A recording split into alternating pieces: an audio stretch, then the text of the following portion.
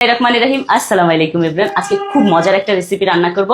তো এটা হলো পুঁই শাকের ফুল দিয়ে যে আলু দিয়ে হলো চিংড়ি মাছ দিয়ে রান্না করব।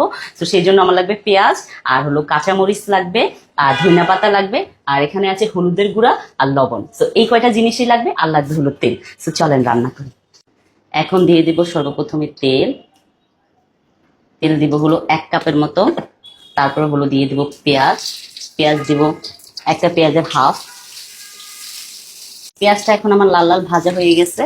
আমি এখন দিব হলো, এখানে আছে লবণ। তো দিয়ে দিব লবণ 1 চামচ। তারপরে হলো দিয়ে দিব হলো এই যে আমার চিংড়ি মাছগুলা দিয়ে হলো আমি একটু ভাজবো, একটু ভাজা ভাজা করতেছি। তারপরে হলো দিয়ে দিব, এখানে আছে হলুদ। তো দিয়ে দিব হলুদ। হলুদ আমি 1 চামচ দিব। তারপর হলো আছে কাঁচামরিচ। দিয়ে দিব কাঁচামরিচ। কাঁচামরিচ এখানে 10-12টা দিয়েছি, যেন ঝালটা বেশি আছে। এখন আমি দিয়ে দেবো হলো এই যে পুঁই শাকের ফুলগুলা সুন্দর করে দিয়ে দিব।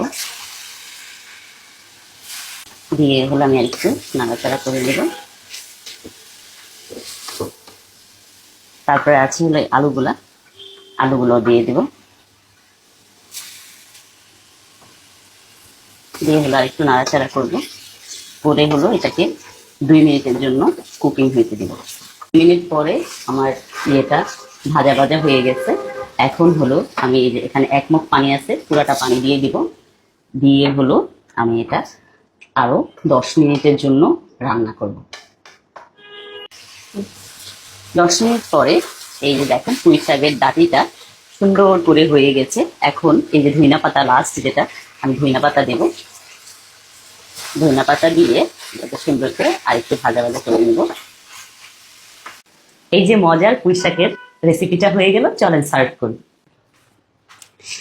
এখন আমি মজার হলো ইয়েটা পুঁই শাকের ফুলটা সার্ভ করবো।